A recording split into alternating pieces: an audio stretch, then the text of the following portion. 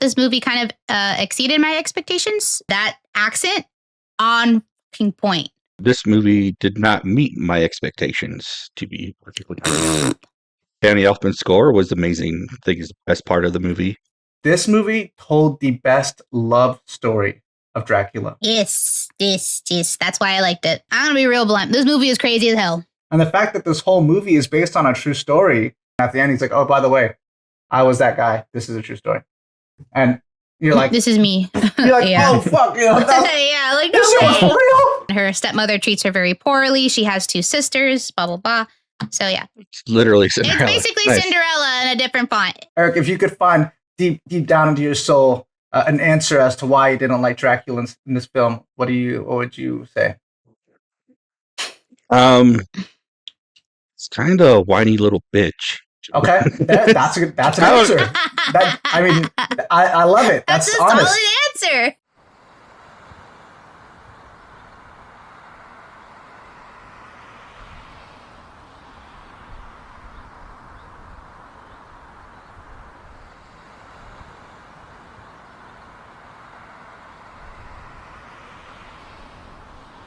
Oh, you totally should.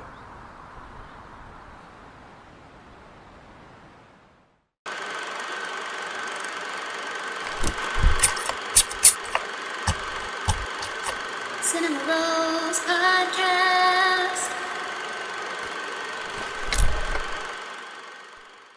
Welcome to the Cinema Rolls Podcast. I am Josh, one of your hosts. That is my brother Eric, the other host, and our other co-host as well. That's Natalie over there. We are the Cinema Rolls Podcast, a podcast dedicated to watching and studying film. Today, we will be discussing and reviewing Dracula. I think it came out last year, technically in France. In France, yes. Oui. Mm-hmm. But it had a release here in the States just this past weekend. This weekend. Yeah. This week, yeah. It's rated R, has a runtime of 2 hours and 9 minutes. It is directed by Luc Besson. It's written by Luc Besson, and Bram Stoker also has a credit on here for a writer. Nice. And it stars Caleb Landry Jones. Caleb Landry Jones, Christoph Waltz, and Zoe Bleu. Before we start talking about this movie, I would like to put out there that this year I am going to be very, very busy, and I'm afraid that my time for this podcast might not be so. I won't have as much time as I would like to have for the podcast, as far as editing goes. So, if there are any fans out there, anybody listening, that would like to join this podcast and help with editing, and possibly even come on the show at times when you feel like it. You know, it's not an obligation. You don't have to at all. But just throwing it out there, if anyone would like to contribute to this podcast by becoming an editor, reach out to us, and we can start a discussion. And even if you personally don't want to be on the podcast or even edit, but if you know somebody that likes editing, that is good at editing, would like to take it more professionally, let us know. But with that, I will throw it over to my brother. Brother, what? You want to give them a quick synopsis? Yeah. So obviously it's based off of Bram Stoker's Dracula. So you know that story. You may know what this movie is going to entail. But Dracula is in search of his long-lost love, and he travels to Paris to find her. That's pretty much the synopsis. I don't know. I was like giving too much away. Yeah. And how did you feel about this movie? Actually, I wanted to see if Natalie maybe wanted to go first. Okay. Natalie, what did you think about this movie? I know you're a huge vampire lover. I know you're kind of like the master of vampires, at least in this household, and I think in most households when you're there. How did you feel about this movie? I honestly thought that this movie kind of exceeded my expectations. Not that I thought it was going to be bad, but when I initially first saw the trailer on TikTok, because TikTok was just like every day on TikTok, it was just like boom, boom, Dracula, Dracula in my face, in your face, like marketing this movie. And when I saw the trailer, I was like, I don't know about this at first. I didn't think it was going to be bad, but I wasn't, I love the, their other, rendition of it and stuff. And I'm like, okay, I feel like there's been so many Dracula movies. How can this one top it? But it was actually really good. Caleb Landry Jones, not to sound shallow, not the most best looking person, is a very odd looking man. It doesn't have your typical, suave vampire look, but the man definitely had the charisma, that's for sure. And that accent on fucking point. Like when he was introducing himself and he's like, 22nd. He's like, Vlad Dracula. I was like, oh shit. Okay. All right. All right. I like this. Yeah. I like this. The Yearning. We know women love Yearning. The Yearning was just chef's kiss, honestly. So I thought it was pretty good. I honestly don't really have too many negative things to say about it. I'm sure we'll run it back, but I honestly enjoyed it a lot more than I thought I was going to. So there's that. All right. Yeah. Solid review. Mm-hmm. Eric, would you like to go next? Yeah. This movie did not meet my expectations. Oh, Eric did not like it. I didn't hate it. I didn't have high expectations for it either, but I don't know. I think I mostly had an issue with Caleb. I did not like Dracula in this movie. Okay. I don't know. Okay, why? And I don't know. He just was weird to me. But also the whole montage with the perfume, I thought was really weird. Yeah. Yeah, that part kind of completely took me out of the movie, honestly, and it took a lot for them to get me back. To be honest, That's fair. The score, Danny Elfman's score, was amazing. I think it's the best part of the movie. Yeah, Mhm. He's awesome. Yeah, they had some cool set pieces. Overall, like I said, I didn't hate it, but I didn't love it. So, yeah. Right on. Eric, if you could find deep down into your soul an answer as to why you didn't like Dracula in this film, what would you say? It's kind of a whiny little bitch. Okay, that's an answer. I love it. That's a honest. solid answer. That's honest. That's your opinion, and you're being honest. We like to hear it. I love it. That's fair, honestly. Yeah. All right. Yeah. Okay. What about you, love? I will say I went in with not necessarily low expectations. Dracula has been done so many times. Luc Besson is quite controversial character. And I was coming into this movie expecting to see something I wouldn't like. But I think had I not seen a Luc Besson film before, I don't think I would like this movie very much. I think because I understand his way of filmmaking, he doesn't take things too seriously, even though some of the subject matter is serious. And he seems like the answer to all of his movies it's always love. Fifth Element, it's love. The Professional, it's a love story, even though it's kind of a weird love story. It's actually very disgusting love story. But in this movie, I think as far as any Dracula movie goes, I think I've seen most renditions of Dracula. Actually, I think as far as most Dracula movies go, this movie told the best love story of Dracula. Yes. That's why I liked it. Every Dracula movie you've ever seen, it almost always focuses on the monster aspect of Dracula. So much so that you're almost always rooting for Van Helsing. I don't think I've ever really had a movie where I was really rooting for Dracula. And this movie, I think I was on his side almost the entire time, even though he was, turned turning bitches into vampires at the ball. You know what I mean? I didn't care. I was like, cool, man. Like, get it out of you, bro. You need to express yourself somehow. You know, if this is the way you do it, I get it.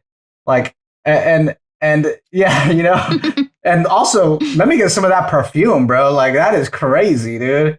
No, thank you. You know what that? It's like some type of like Too aphrodisiac. much. Yeah. Yeah. I'll- That whole I just need scene to get one. was crazy. Like, the whole like dancing thing. I was like, okay, fan of the opera. That's Yeah. Yeah. And that's what, I was like, okay. and that's Sorry. why I'm sorry. you're good. That's my thing. I feel like Luc Besson, like if you don't know him as a filmmaker, if you've never seen The Fifth Element, The Fifth Element is kind of a silly, Mhm. quirky movie. And in this movie, even though it has some very serious aspects of it, and it's a very like serious, dramatic love story, he doesn't take the story too serious. The whole sequence is kind of silly, you know. And I could see why it might pull people out of the immersion. It might pull people out of the dramatic love story that it's telling. But I liked it. It was better than I thought it was going to be. I don't think it's the best Dracula movie ever, but I think it's up there. I think it's actually pretty solid. I like the way Luc Besson directs action sequences. They're very easy to follow, and I think that's something a lot of people do wrong when it comes to action. They do a lot of quick cuts. The camera's going too crazy. You can barely even tell what's happening in the action scene.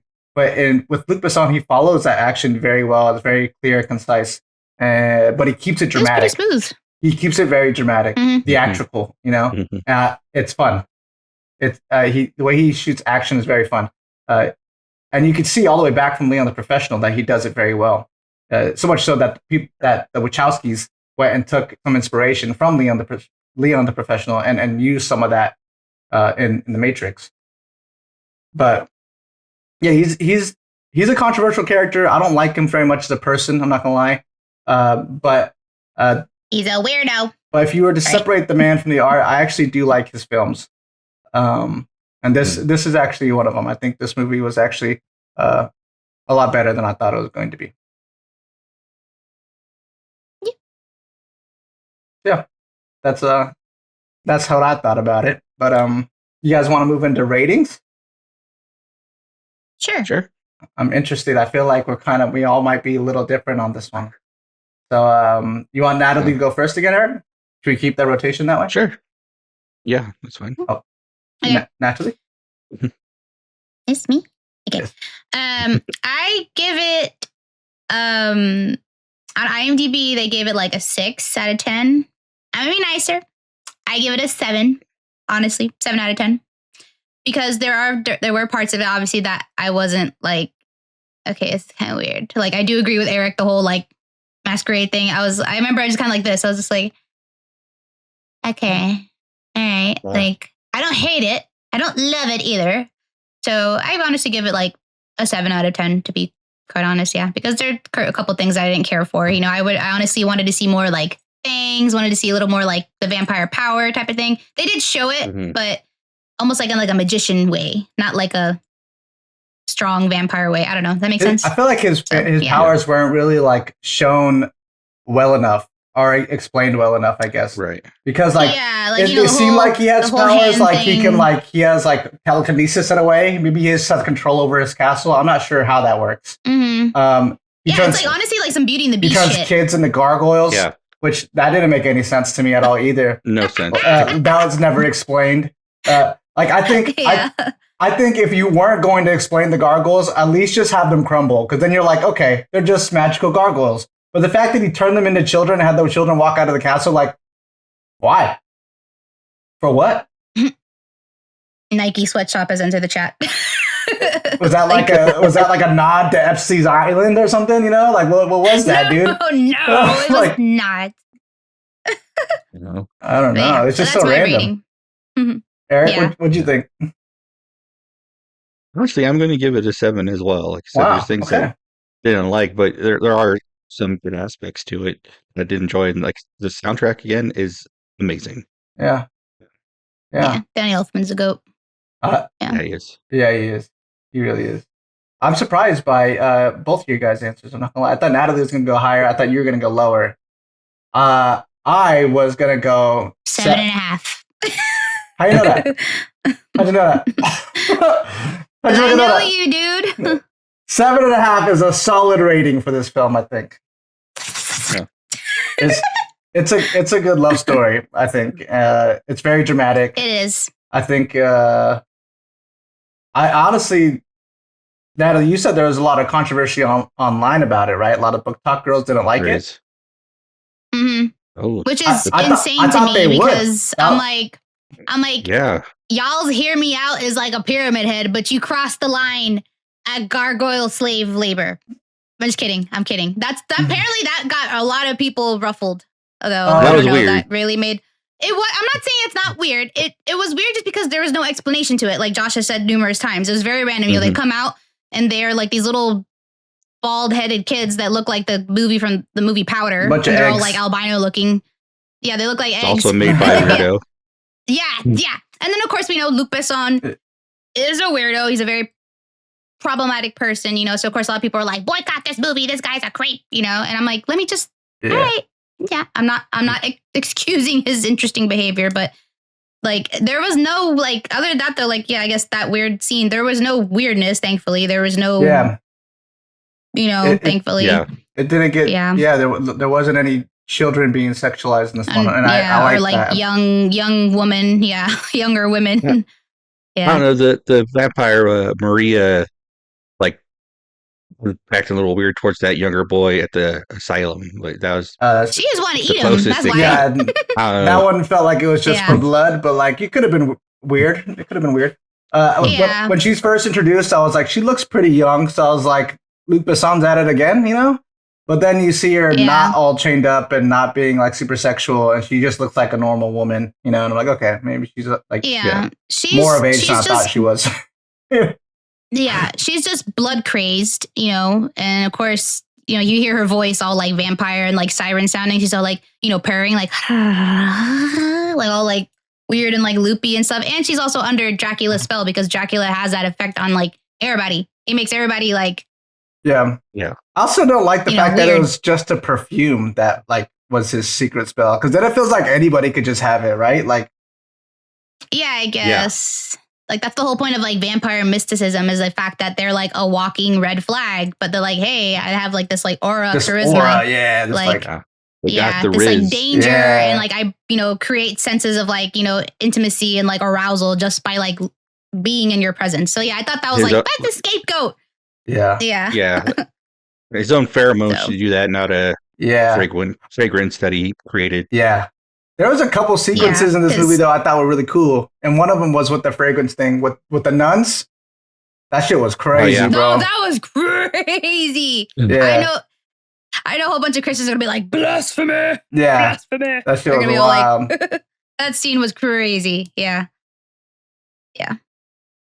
But all right. I think that's sufficient for ratings, I think. Right?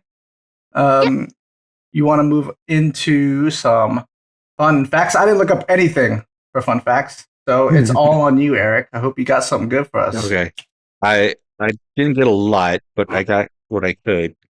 So Caleb, he kept up his accent when they weren't shooting because he was afraid he was going to lose the accent. I So really even liked his during accent. interviews. So His yeah, accent even was on during point. I liked it. Yeah. during interviews, while they were on set, he didn't stay in character, but he kept the accent. Okay. I thought that was interesting. And also, I didn't really notice, but apparently the accent changes throughout time. So depending on what Okay. What century they're time in, period? he changed it up a bit. Yeah. I didn't really notice much. I didn't notice either. Yeah, I didn't notice either, but he said that's what he did. Interesting. There was over 20 wardrobe changes. That I can believe. Yeah, Luke said that there was 21, but Caleb claims that there was 28 wardrobe changes. They don't fucking know. They're just guessing at this Yeah, point. there's a lot. And then Zoe Bleu, her mother Rosanna Arquette, worked with Luc Besson on The Big Blue. And during the filming of that movie, her mother said that it was the first time she had heard her daughter's name. Blue. She right? heard it then and then named her daughter that when she was born later in the 90s. Okay. Cute. I thought. And then the last fact I have there, that the film was released last year in France with the title Dracula, A Love Tale. Which this movie is definitely more of a gothic romance than anything else. Yes. Yeah. Me love. And, Yeah. I really like the love story in this movie. I don't know. I feel weird about it. But I think it's because I mostly usually root for the hero. I have a hard time seeing Dracula as that. And then no one really gets a good ending except for him. He dies, and I'm assuming gets to go to heaven because he repented. But then the girl's all sad because Dracula's gone. Her fiance is no longer her fiance. A bunch of other people died. Like, there's not a whole lot of happy She doesn't endings. get eternally damned either, though. She also got saved. She doesn't, but now she gets to live the rest of her life. She's pretty young. Yeah. Sad and alone. Being haunted by some 400-year-old man. She'll move romantic. on. She'll move on. What if it reverses? She's like she did move on from her fiance pretty quick.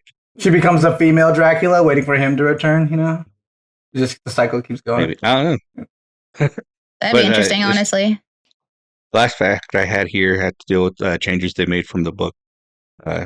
So obviously they changed some things in the characters. Dr. Dumont is based on Dr. John Seward, who owns the asylum. Maria is based off of two characters, which is R.M. Renfield, who is Dracula's slave in the book, and then Lucy, who is Mina's friend. Yes, yep. Yeah, and then Henry Spencer is based on author Holmwood, Lucy's fiance, and the priest was obviously based off of Van Helsing. Yeah. That's cool. Yeah. Right on. Yeah, I picked up on that when she was like talking about my master. I was like, okay, so like there's like some mixture of like Renfield and then Lucy from like the other, like the story, and then obviously the other Dracula movie. So we'll get into that later. Yeah. Yeah. All right, cool. Let's move on to suggestions. Yeah. Yep. Natalia, since we are starting with you first today, would you like to pop off with some suggestions? Sure. So I have, first up, drum roll. If you like this movie, then you'll obviously love the Bram Stoker's Dracula with Keanu Reeves, Gary Oldman, Winona Ryder. I'm forgetting someone else, Anthony Hopkins. This movie is fantastic. Okay. No offense to this Dracula movie that just came out, but this is still up here for me, you know? And I was trying my hardest not to compare, but it's a very solid film. The only thing that sucks about this movie is Keanu Reeves' British accent. It is atrocious. I'm sorry, my love, but terrible. Yeah, I think that's sometimes. Yeah, I think that's one of my favorite versions of Dracula, but Keanu Reeves did kind of ruin it. I think. Yeah, it's like nails on a chalkboard every time he talks. Yeah, I love Keanu Reeves, but that's not his best performance and not his best accent. I think he brings the film down. I'm not gonna lie. Yeah, right. Unfortunately, yeah. Is that why he didn't use one in Constantine? Probably not. Yeah, he's probably like, not. Constantine is British. Yeah. Yeah, they're like, yeah, we're not doing this shit again, bro. Yeah. Yeah. Yeah. But it's a great movie. Definitely shows a lot of more of the mysticism of Dracula, like how he can turn into fog, he can turn into bats, he can turn into a wolf. Accent's great. Gary Oldman is amazing with his line, I've crossed oceans of time to find you, blah, blah, blah. It's very good. Oh, yeah. Next, we have, iconic line. What woman would not want to hear that from her man? Yeah. So I tell Natalie that all the time. I tell Natalie that all the time. Then we have Dracula Untold, directed by Gary Shore. I honestly don't know who that is. The guy that plays Dracula. The guy that plays Dracula is Luke Evans. You might have seen him in other films. He was also in the live action Beauty and the Beast. He plays Gaston. I I like this movie. I definitely was expecting it to be better in the sense of it should have been rated R. Because, like, it's Dracula, it's vampires. There should be more blood. There should be more gore. But it's still a pretty solid film. And I do like this one just because it goes way more into the story of Dracula before he becomes, like, a vampire. Goes over his whole, like, Dracula the Impaler vibes, So that's cool. We have Interview with the Vampire. Probably, honestly, my favorite vampire movie of all time, except for The Lost Boys. We know this.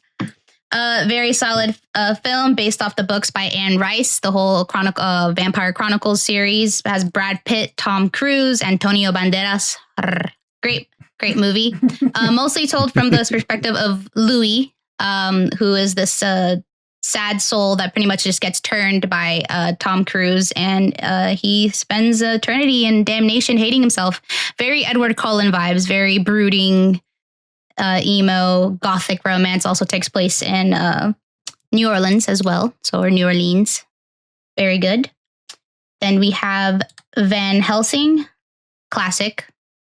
If you have not seen this movie, what are you doing with your life? Probably still the best werewolf transformation ever. And this movie came out in 2004. Hugh Jackman is the main star. Kate Beckinsale as well is I guess leading lady. You probably might recognize her from like the Underworld series, which is another series that I like too. So very good. Mostly obviously about, Van Helsing's story and fighting Dracula. So yeah, I really like this one a lot too. I like that one a lot too. I think it also has one of the best werewolves in it. Yeah, that's what I just said. Yeah. Like, it's so funny. Like watching this movie, it's like, I think this is the beginning of my whole like hear me outs. You know what I mean? Like Hugh Jackman, already a good looking man. Hugh Jackman in werewolf form. I'm like, all right. But, you're no better than those book talk girls. I am no better. I have class, okay. But that's my suggestions. Eric, would you like to go if you have any? Sure. Well, my first suggestion isn't a vampire movie, but it is a gothic romance, and that would be Crimson Peak. Oh, I still need to see that movie. Oh, yes. Yeah, I've not seen that one yet. Mm-hmm. Yeah, it's Guillermo del Toro, who did Frankenstein, so another classic monster that they redid recently. So I'd also suggest Frankenstein. I had another one. You took one of mine. Buddy. Oh, it's okay. As long as it gets out there, right? People hear about it. And Renfield is another one. Nicolas Cage. Oh yeah, I need to see that one too. Oh yeah. You saw that one? It was a fun one. Yeah. I need to see that. Cool. You got any more? Is that it? That's it. Okay. I'm going to go with Nosferatu by Robert Eggers. I know a lot of people have seen this movie already because it was kind of the talk of the town, when it came out. But I love Robert Eggers. I think this is probably one of the, even though it's a Nosferatu film, Nosferatu is pretty much Dracula. The whole story is pretty much just Dracula, It's the same. They just changed some things in a different font, so they wouldn't get sued for copyright. You know what I mean? But yeah. So I think this is actually one of the best, versions of Dracula. It's the best one I've seen, but I haven't seen one from the 90s. So yeah, I think. Oh, the Bram Stoker one. You definitely watch that one. Yeah. Yeah, it depends. I really like Francis Coppola too. He has really good visuals in that movie too. So it's hard to say. But I would also suggest Dracula with Bela Lugosi from 1931. Yeah. It's pretty short. It's a classic. It's kind of what got everybody super into Dracula, at least when it comes to cinephiles and people that watch movies. I think this was the movie that kind of got everybody hooked on vampires. So it's kind of the... He's so handsome. Yeah. Yeah, and I really like the way he delivers some of his lines in that movie. Like, yeah. He's like the one that created the Dracula stare. He's like, listen to them, the children of the night. Yeah. What music they make. They make. Yeah. Very good. And then I would also suggest The Last Voyage of the Demeter. Oh my God, yeah. This came out in 2023. Still haven't seen it. Nobody really went to go see it, which is kind of sad because it's actually pretty cool. It's about Dracula's journey as he travels on a boat when he's going to his next place or whatever, right? which I think is England, right? He's going to England, and he travels by boat. Yes. Yeah. To England. And the story is about that boat ride because the story of Dracula, they have the captain's log about what happened on the boat. The boat kind of crashes into the shore, and everyone on it's dead and fucked up. And so they have the captain's log, and the captain's log is pretty much this story. Yeah, it's pretty cool. It's pretty good. It was a good one. I'm gonna take these glasses off because they're fucking on my eyeballs, dude.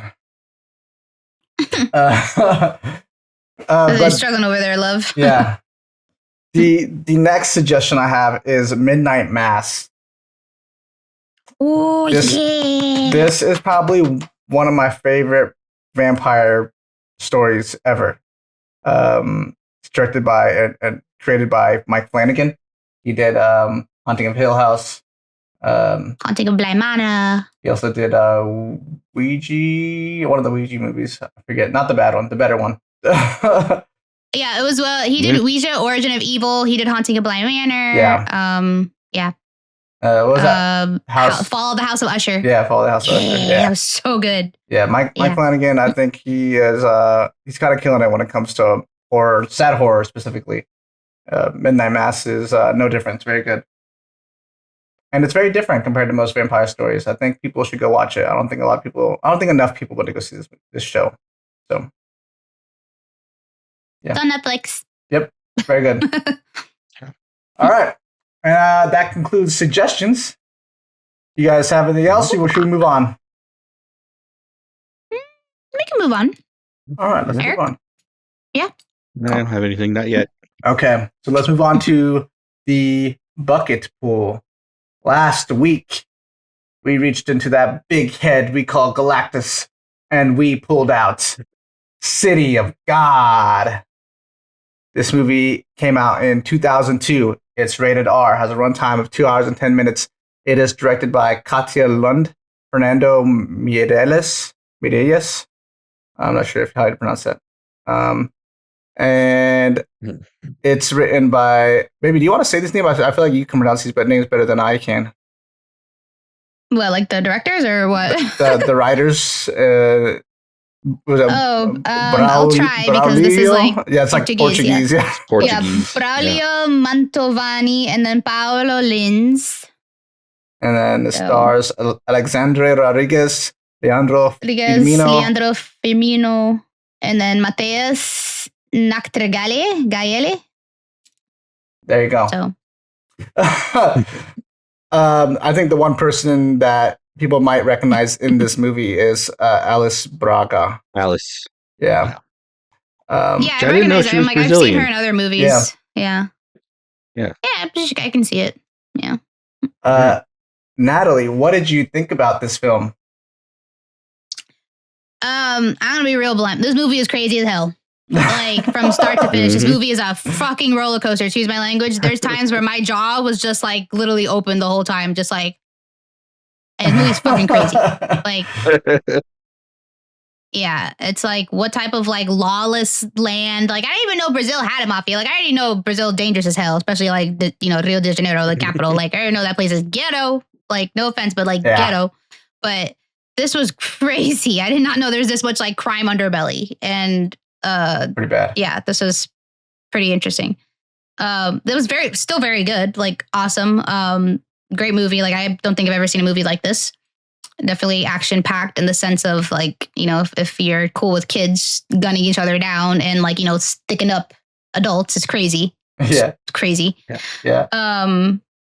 But yeah, I don't know. It was just a roller coaster of a ride for sure. There are definitely a couple scenes that were very hard for me to watch for sure. But it was definitely a solid film. And if you're trying to be, a cinephile and a movie buff, definitely watch this movie.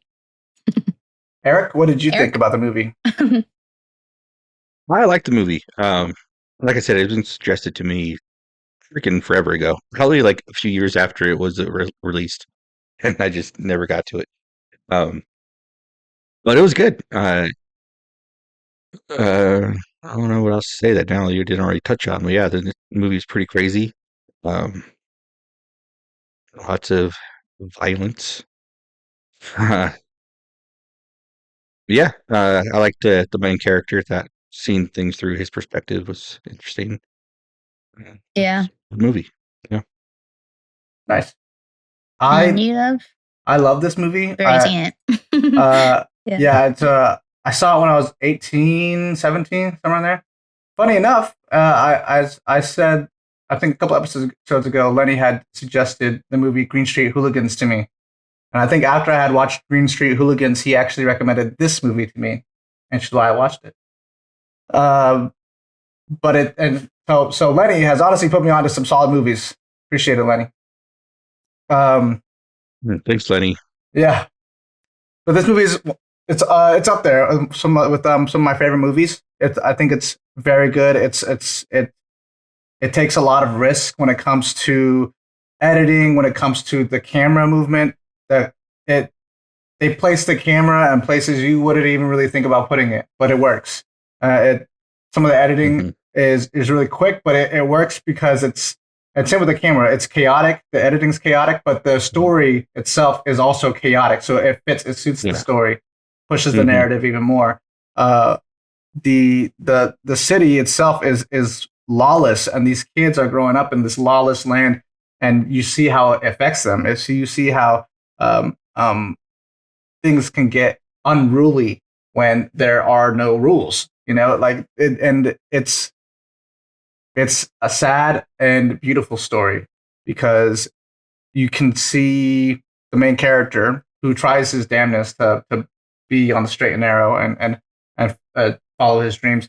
And those are so hard for him to follow. Those are so hard for him to do because of the place he grows up in and the people he knows and the people he's around. And it also touches on things I think people are usually afraid to show in film, which is childhood trauma. And now you see it a lot more nowadays, but it's usually like they're already adults. They already went through it. And then you're hearing about their trauma through them, right? That's usually what you see in film. But you never actually get to see the trauma like playing out. You know what I mean? Like the way this movie does. Yeah, it's very intense. Yeah. There's a scene in it where the kid is he shoots the kids in the feet, right? In their feet. Oh my god, poor baby. He's like 7 years old. Maybe not even that, like 6. He's like 5, 6, yeah. Yeah. Like, and he's wearing clothes that don't fit him, and he's crying his ass off, and then he makes their friend decide who to kill, right?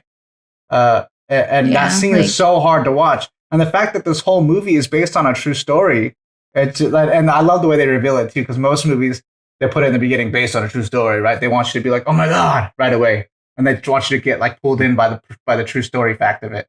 But this movie just tells you the story. And then at the end, he's like, oh, by the way, I was that guy. This is a true story. And you're like, this is me. You're like, oh, fuck. Yeah, like, this shit was for real? It's for real.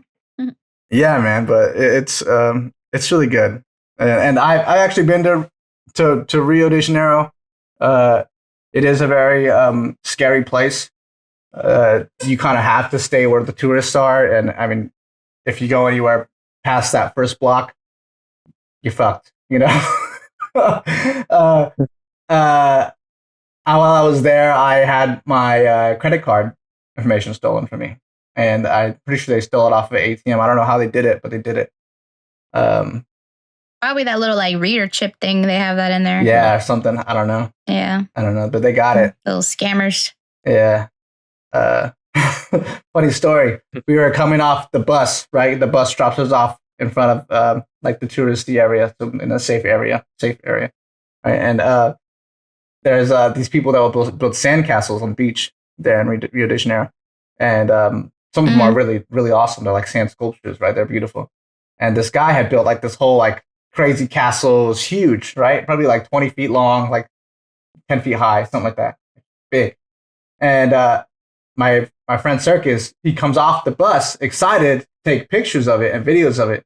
So he pulls out his phone, he starts recording the sandcastle. And the guy that made it, the artist, he runs up and just flips off his camera like this. like right in front of him, right? There's a big sign right next to it that says you have to pay for pictures and videos, and he was doing it just without his permission, so he was pissed. Yeah, yeah, it's a crazy place. Imagine Circus, like, what the fuck? Yeah, like, what it was the funny. I was dying laughing. He's like, dude, he fucked you up, bro. That's so funny.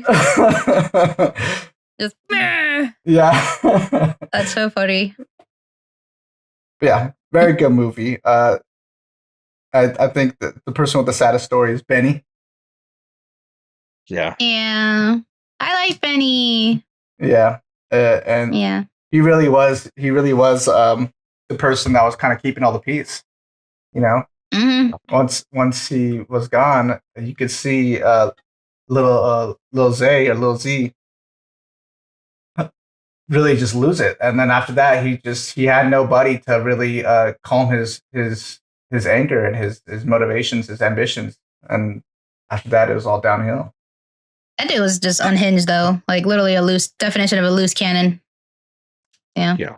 You know what I also like too in this movie is, and it's something I've seen in my real life as well, is there's people that will try to act like really hard and really like thuggish and like just straight gangsters and stuff like that, right?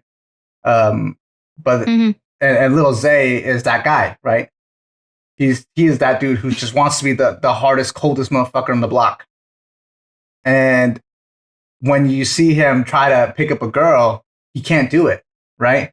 That he's his whole life he's tried so hard to be this cold-blooded killer, hard motherfucker, that he shut off a whole part of the human experience, which is being charismatic and kind and gentle towards, especially towards women and females.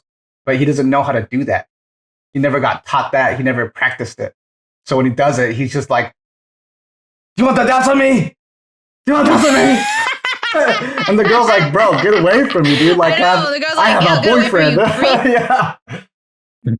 Which ultimately causes the whole war, to be quite honest. Yeah. Oh, yeah.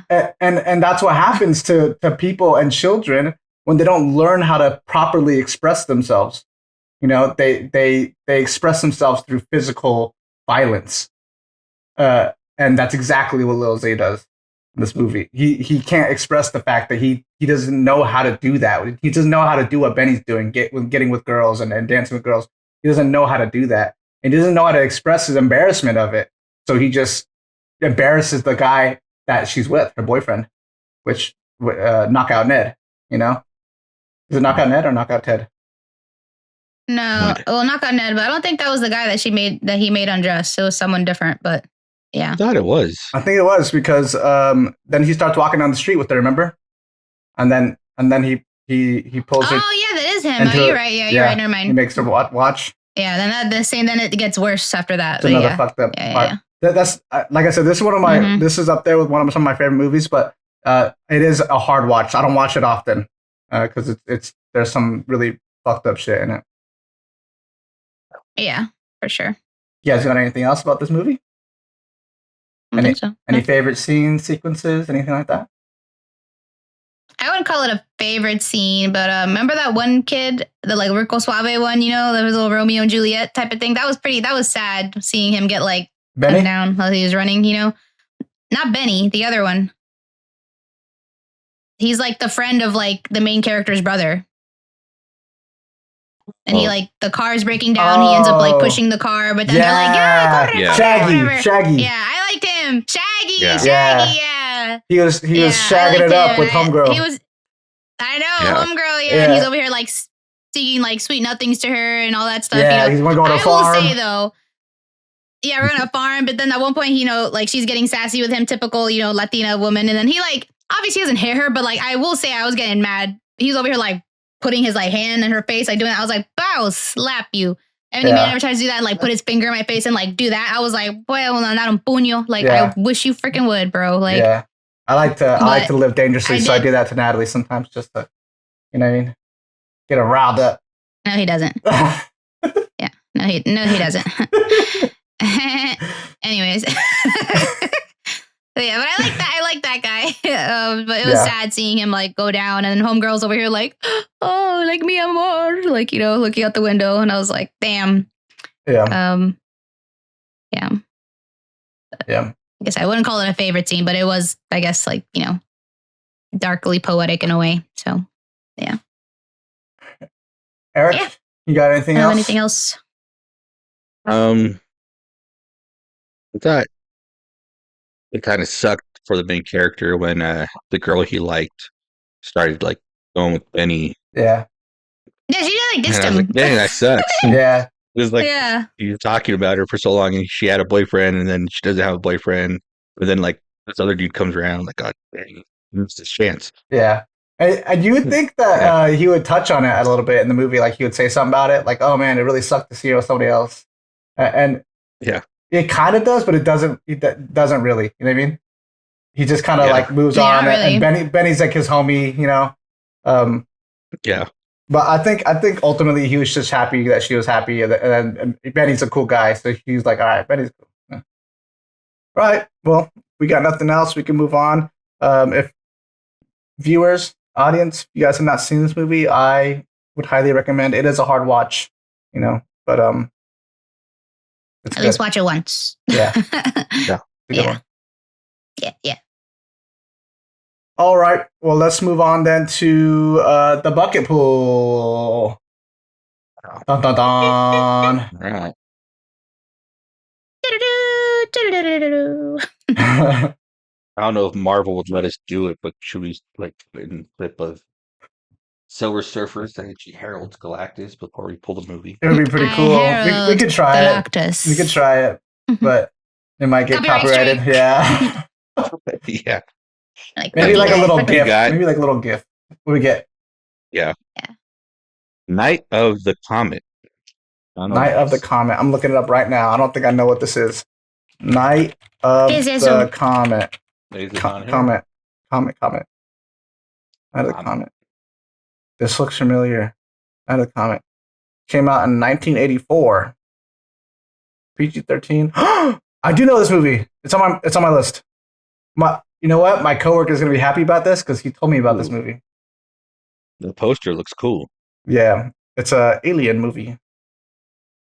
I like Alien. I think. Why does I this think, lady right? look I so like familiar? I think it's alien or zombies or both. I forget. They're like zombie aliens. Okay. Oh dang, zombie aliens. It's like two of my favorite genres. Yeah, my coworker Dustin told me about this movie, and I put it on my list because of him. Cool. I don't know if he put that in the bucket. It might have been him. Night of the Comet. I don't know. It got in there somehow. It might have been him. I I've think seen he's this the only lady person I've somewhere heard else. talk I about just this can't movie. place her face. So Dustin, if that was Never you, heard it. thanks, man. Yeah, thank you. Cool. Very cool. All right. Yeah, All this right. is gonna be a fun one. All right, let's move on then to final thoughts on Dracula. Final thoughts. We're not going to do what we've been watching. Oh, you know what? Oh yeah. That's a very important part of this podcast. Let's do what we've been watching because it's actually something I really want to talk about. Natalie, would you like to go All first? Yeah, I'm always watching too many things, so I feel like I only do this with anime. I always watch like 10 animes at a time. If you're a girl and you like romance, I highly recommend Love Through a Prism on Netflix. It is a very good anime. It is solid. And honestly, if you're a guy, watch it too, okay? Have some feelings. Be If you're into masculine, all art. right? It's okay to feel. You're It's into okay to art. love. Feelings. And if you're into art, most importantly, if you're a very like artsy all of fartsy, those you don't even have to things. be. But honestly, I think I keep telling Josh, I'm like, you need to watch this freaking show. I really think you would like it. Because the guy in the show, he's like, honestly, reminds me a lot of Josh. So Okay, I watch think you it, should dude. watch it. Yeah. So I really highly recommend that. And again, if you like vampires, there's this cute show called Dark Moon, the Blood Altar, and it is based off of a webtoon that I like, and also based off a K-pop band called Enhypen. Yeah. So If you like hot guys and you like werewolves and you like vampires, watch this show and read the webtoon. Hey, I like all those things. So, yeah, you do. That's it, Bebe? Yeah. As far as like currently watching, I already watched Bridgerton, the first part of season 4, so I already binged that in one day. All right. So yeah. Oh yeah. Tell us about Bridgerton. I wanted you to tell us about Bridgerton. What would you like to know? How was it? Did you like it? How do you think the fans are gonna like it? This is an audience that Eric and I can't normally reach. This is why I'd like you to touch on it, because the show that we don't watch. Yeah. So I try to just keep it short and not like get on a tangent here. But it is based off a book series for like those who don't know, that are just only like show watchers, like only watch the show. I haven't read the books yet.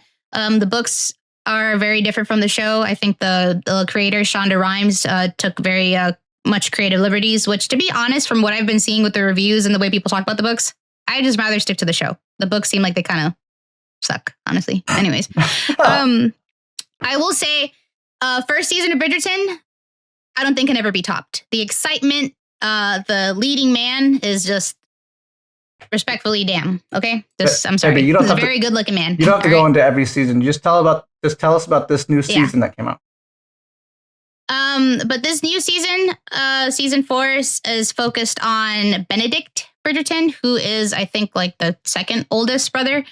He is a rake, which is a fancy term for just basically saying a man whore, which he definitely is. He will pretty much screw anything that has legs, man included. So they're pushing him to find a woman, which is what he's doing. And then also it centers on the story of this maid girl.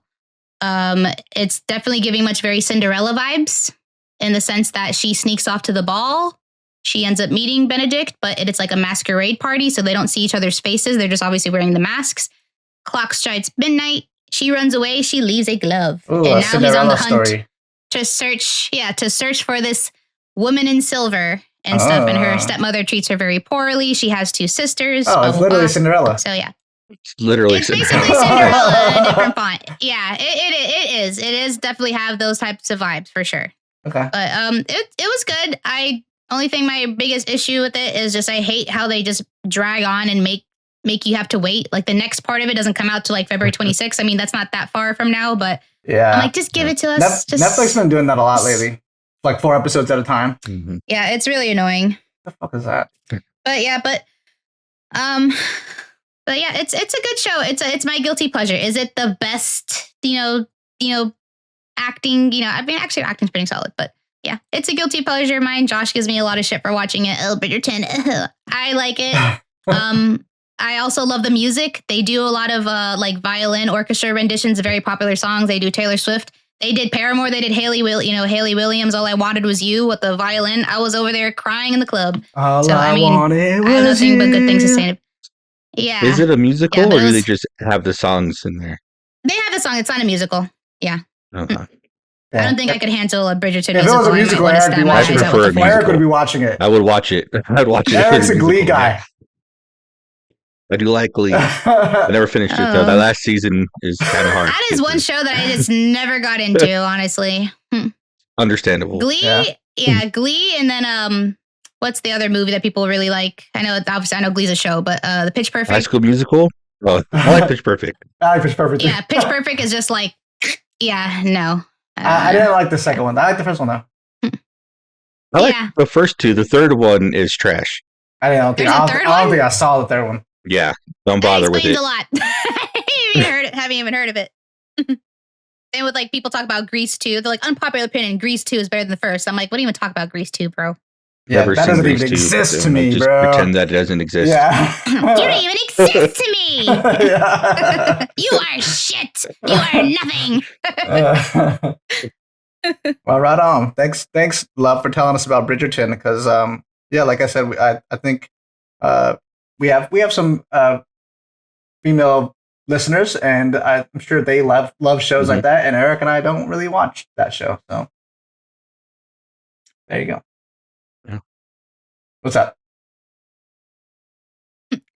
I was like, and if you haven't, the new season comes out, but you have time to catch up. For the love of all that is holy, watch Outlander. Thank me later. Yeah, that's a good one. It is a good show. I like the good. theme song, and they change it like every season. Sing me a song of a lass that is gone. I like the theme song so much that I always forget the title of the show, and I just call it "Sing Me a Song." Sing me a song. Yeah, Josh is like, what are you watching, love? Sing me a song. Sing me a song. I'm like, yeah, I'm watching Sing Me a Song. Sing me a song. And then Josh is like, eventually we'll take a trip to Europe. And he's like, yeah, I know you want to go to Scotland so bad. Yeah. Scotland would be cool. Yeah. Yeah, let's go see I Scotland. really do want to go. Yeah. Beautiful, beautiful country. Right on. Yeah, that's it for me. What is... Eric, what have you been watching, Me? brother? What have you been I watching? watched the Muppet Show, the new. Oh, yeah, I want to Muppet watch show. that.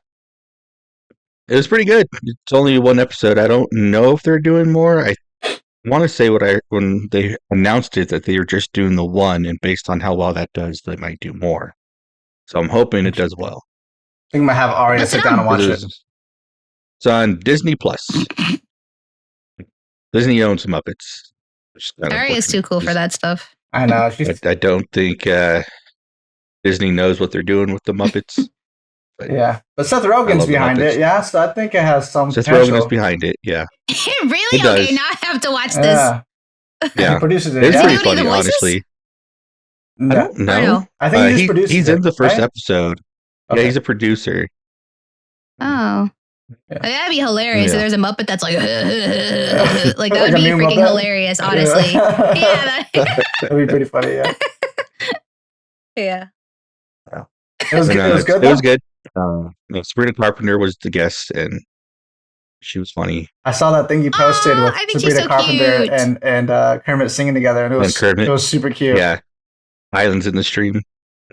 It was very That's cute. cute. Yeah, I it's think really she's good. cute. I liked it a lot. Mm. Yeah, I like her. I've been a fan of Sabrina Carpenter since she Girl was Meets on World? Girl Meets World. Yeah. Yeah. Mm-hmm. So I forgot It's she a was on good that. show. Yeah. and I just finished Wonder Man.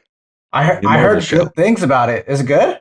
It is pretty good, actually. Yeah, it's very well The Carolina grounded. show? It doesn't really involve like the rest of the MCU. It has the guy who played the fake Mandarin is in it. He's one of the Right. main characters, but like doesn't really tie into like anything else that's going on in Marvel. So yeah, it was a good movie about a dude trying to make it in Hollywood or a TV show. But yeah, it was good.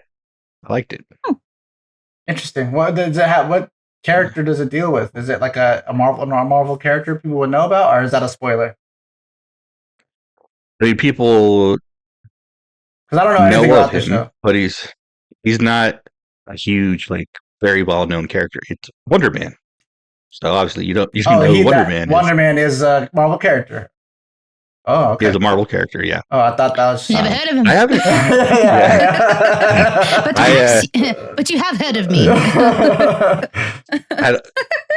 haven't heard a lot of people being upset about the casting because in the comics he is a white man, and Joe it's black man. Uh oh.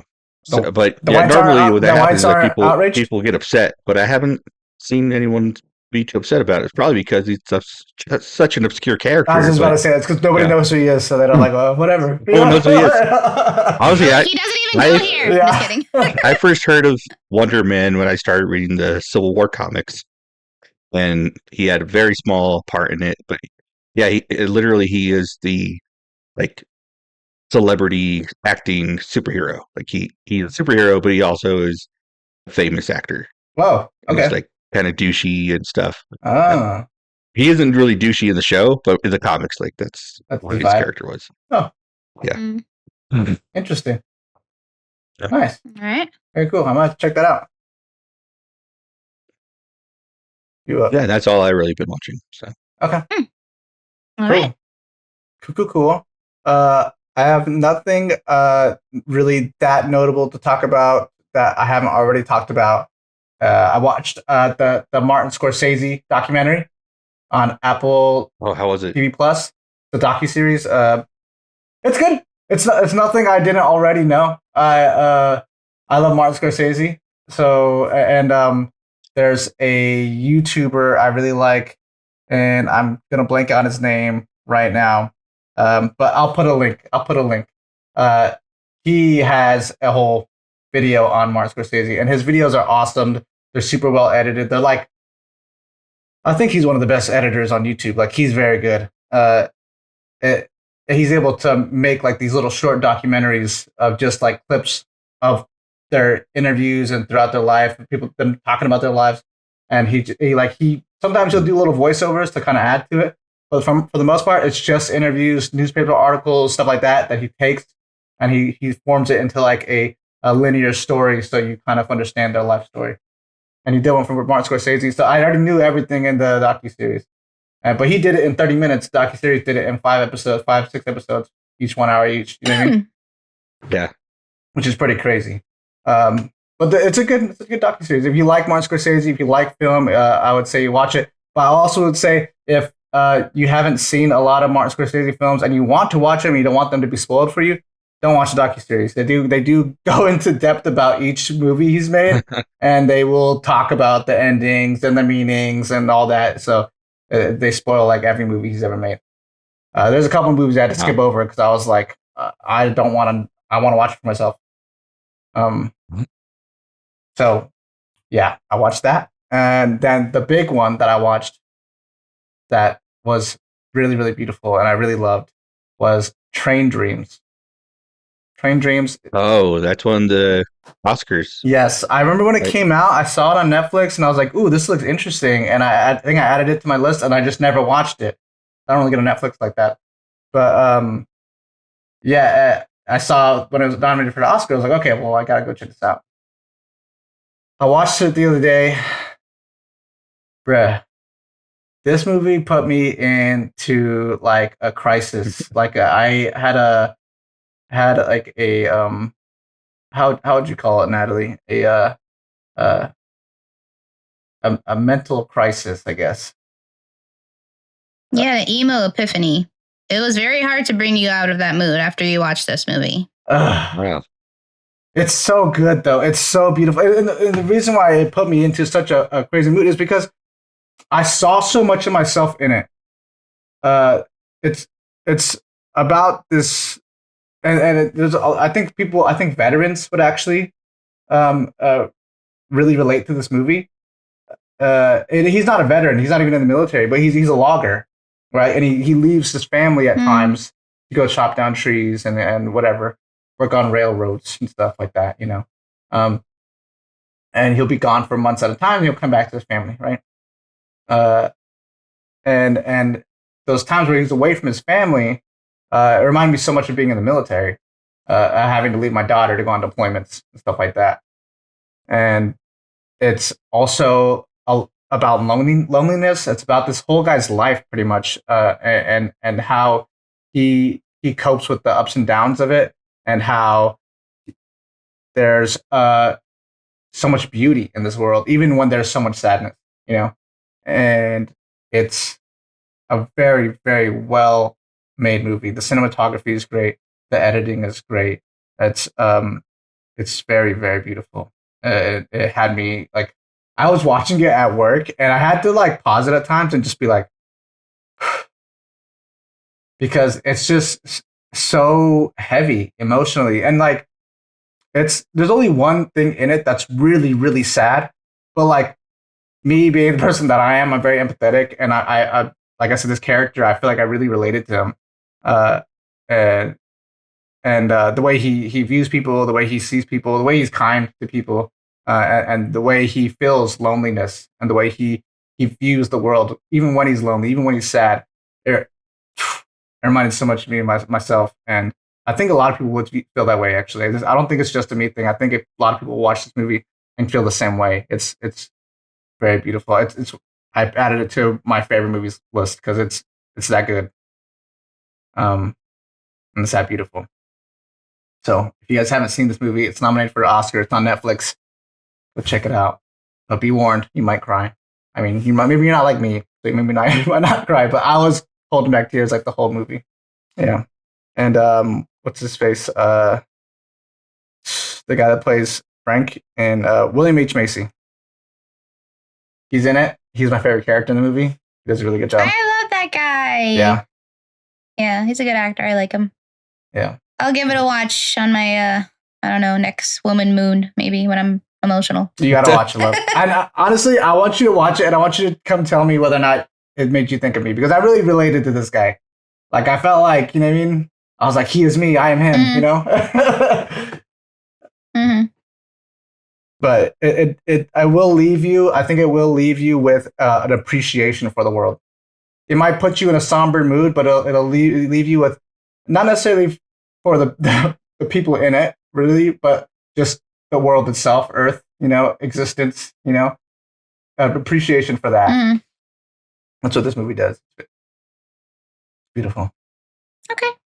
All I'll check it out then. Yeah. So, now let's move on to final thoughts. Yes. You guys have any final thoughts on Dracula? You got to do more of the like, it kind of like talks like this. Talks like this. I know, and he's just like 22nd Blood Dracula. I was like, dang, all right. I like cannot get over it. I know I'm such a simp, but like I cannot get over it. It's such a good accent. It was a good accent. He killed the accent. Yeah. I was like, okay, all right. Yeah, I don't really want to sound repetitive and redundant. I said not that I had low expectations of it. You know, I just was kind of just, you know, trying to just stay open-minded, and the fact that it's, you know, Luc Besson directing it and stuff. But I think it honestly kind of exceeded my expectations in the sense. I kind of still give it a 7 out of 10, you know, regardless, maybe 7.5 if I'm being nice. But it's a solid film. If you like Dracula movies and you like just vampire movies in general, you like gothic romance, definitely just give it a chance and watch it. You might be surprised. You might like it more than you thought you would, to be honest. If you like The Yearning. You like The Yearning. Yes, if you like The Yearning, Yeah. I have crossed oceans of time to find you. I didn't like The Yearning. That's just me. His yearning was very dramatic. This part where he starts breaking into her He's like grave. laying on her coffin. Yeah, and he's Yeah. like, I thought we were going to get another. Yeah, let me just say this. I was like, I did not think that vampires are supposed to be sweaty and like full of spit and slobber, but man, this guy just like stayed sweaty, and then he's constantly like crying, so he has like snot coming out of his nose, and he's like like all like crazy, and I was like, yeah, like, okay, this was kind of gnarly, you know? Yeah. Like, Eric, yeah. I did not like. What were you about to say? You said you thought what? But the grave, Oh, sorry, yeah, Eric. I thought we were going to have another like weird grave lovemaking scene, like from Saltburn. Like Nosferatu? Like Saltburn. I haven't seen Saltburn. You see Saltburn? Oh, Oh, well, I haven't seen that yet. that scene's crazy. Well, thanks for the spoilers, Eric. Sorry, I thought you saw it. I haven't seen it. I thought he was talking about Nosferatu, but yeah, because they do that in Nosferatu. Yeah. Eric, did you recognize It was Caleb Landry? I keep calling him Laundry.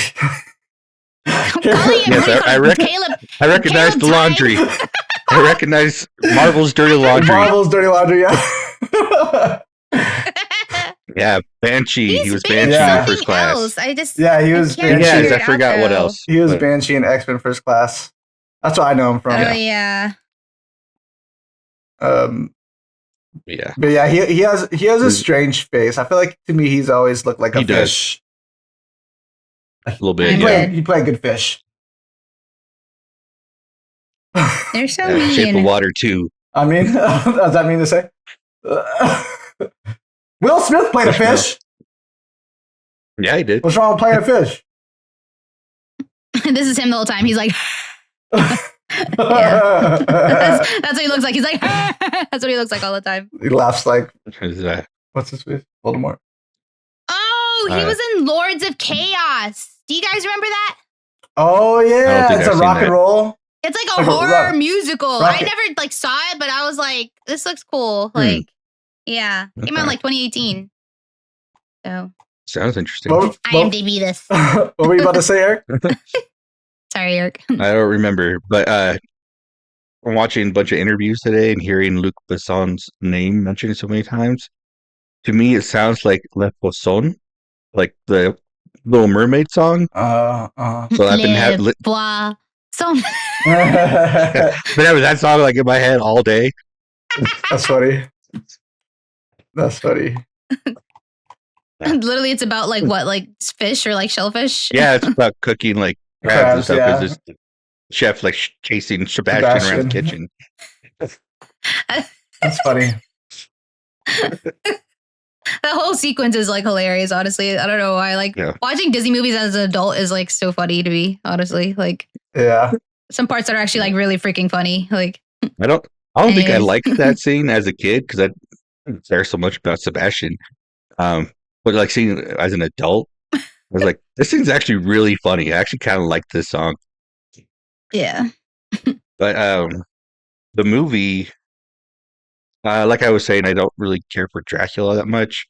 And like you guys have mentioned too, that they didn't like explain a lot.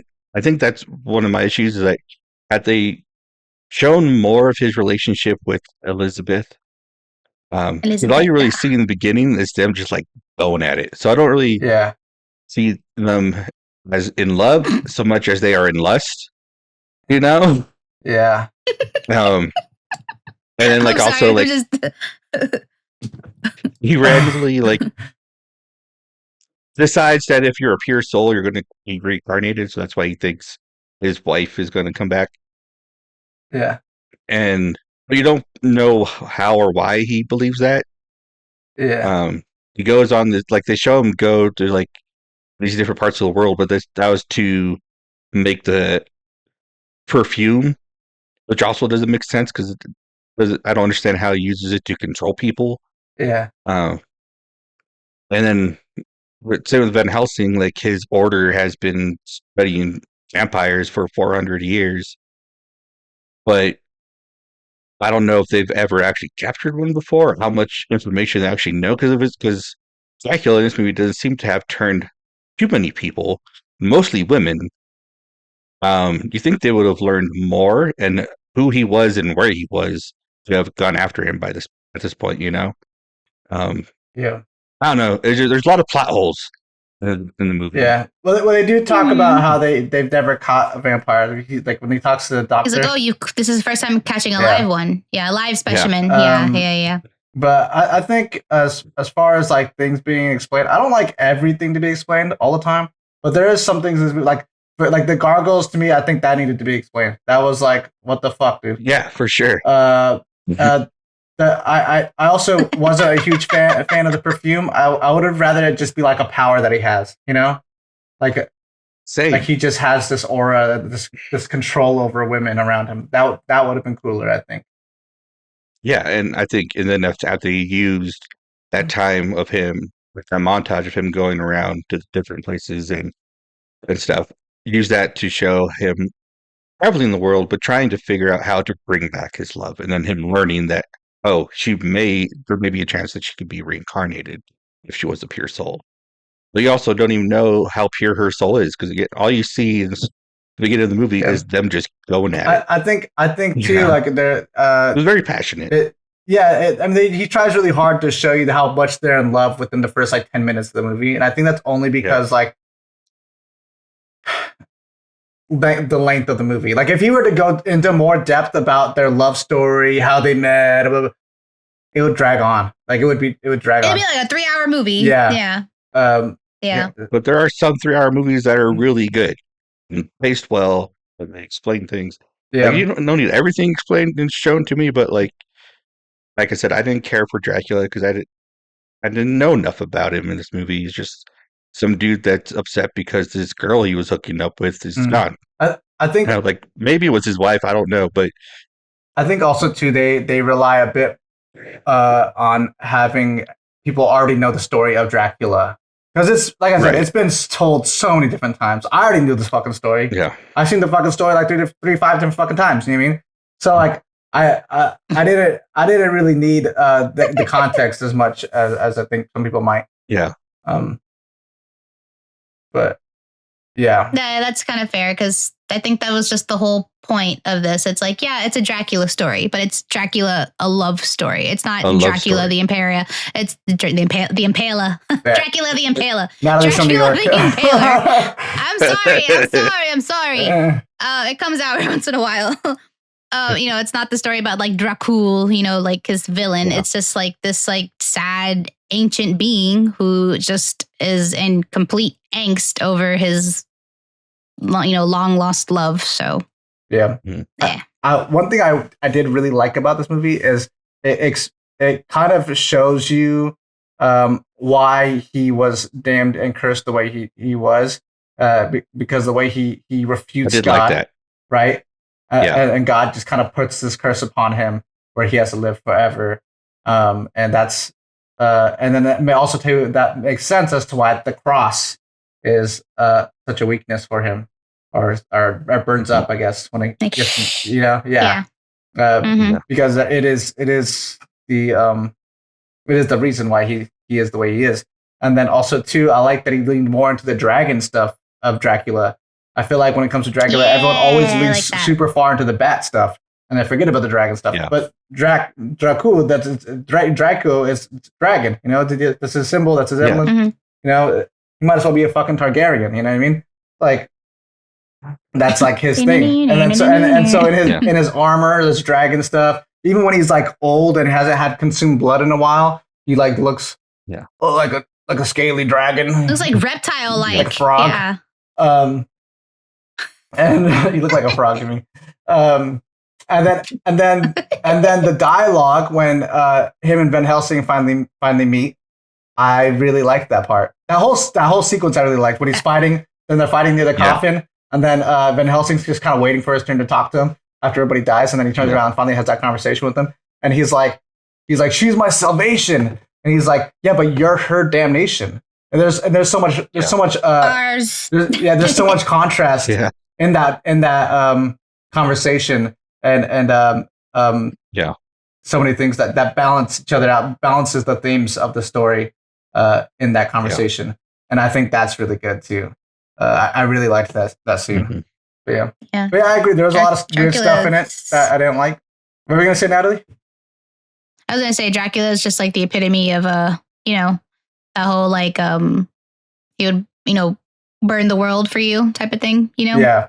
And that fits the themes of the love story. Like this whole movie is very intense. It leans very heavy passionate. into the love, yearning, angst of the story of Dracula, and I like that because no one ever really tells that side of the story. They kind of do, but they don't. No. They always lean more into the monster.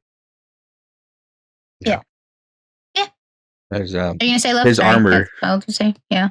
What are we gonna say, Eric? Sorry. Discord. Sorry, people. Discord's a little hard to. Yeah. You have to take turns talking.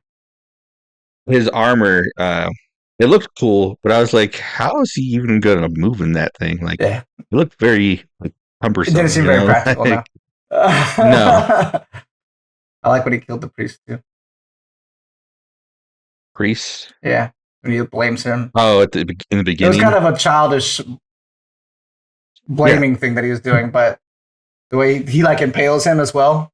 Vlad the Impaler, they showed a bit of him impaling like he has a head on his spear when he defeats his enemies. Oh yeah, the spike. Yeah, and then he goes and impales the priest, cool. Right? So.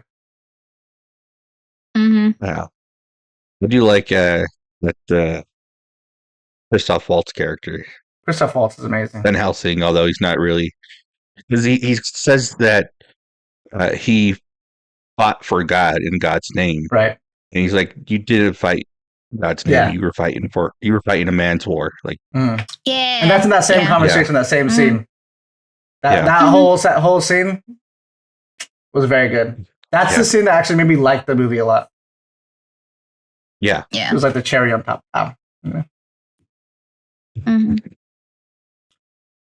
Yeah.